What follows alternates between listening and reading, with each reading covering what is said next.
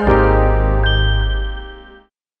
my last video, I talked about the cephalic phase of digestion, before food even hits our stomach, thanks in part to nerves traveling back and forth between your brain and your mouth that help regulate the amount of food we eat, the energy in half of the energy balance equation, but it also plays a role in energy out.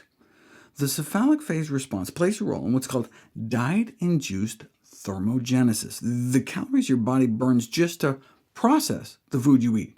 And as soon as food hits your mouth, your brain starts priming the pump. It costs the body roughly 10% of the calories you eat to get at the other 90%.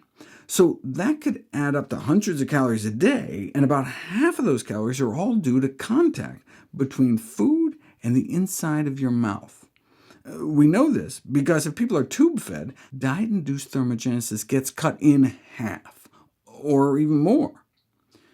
Half of just 10% of your calories you eat may not sound like a lot, but it could add up to thousands of calories a month. What are the practical implications, though? You can increase oral exposure time by slowing down at mealtime. If you have people eat especially fast, consuming in 5 minutes what would normally take them 15, diet-induced thermogenesis gets cut nearly a third within 15 minutes, so you don't get to take full advantage of the effect for weight loss. Whereas having people slow down by chewing each bite until no lumps remain significantly boosted thermogenesis compared to a rapid eating group. But was it the act of chewing itself, or just the extra time the food was present in the mouth? You don't know until you put it to the test. A research group in the Netherlands came up with an elegant solution. They had people effectively take a teaspoon of tomato soup every 5 seconds, or a tablespoon every 15 seconds until they were full. Because a tablespoon is 3 times bigger than a teaspoon, the eating rate was exactly the same, a quarter cup per minute. Note, though, the oral exposure time was completely different. Even though the tablespoon of soup lasted slightly longer in the mouth, because the tablespoon group was getting about 4 spoonfuls a minute, the total oral exposure time every minute was only half that of the teaspoon group, 12 seconds versus 24 seconds. So same eating rate, but the soup was only in the mouths of the tablespoon group a fifth of the time, and in the mouths of the teaspoon group nearly half the time. So who do you think ended up eating more soup?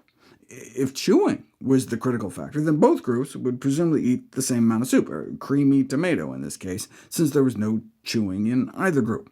Similarly, since their stomachs were all filling at the same rate, if it was just the length of the meal, then both groups would get full right around the same time.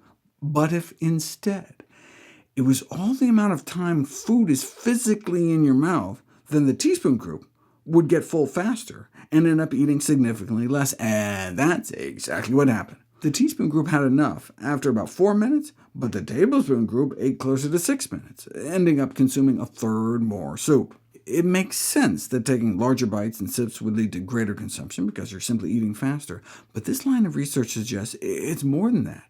Eating and drinking larger mouthfuls is bad for fullness signals.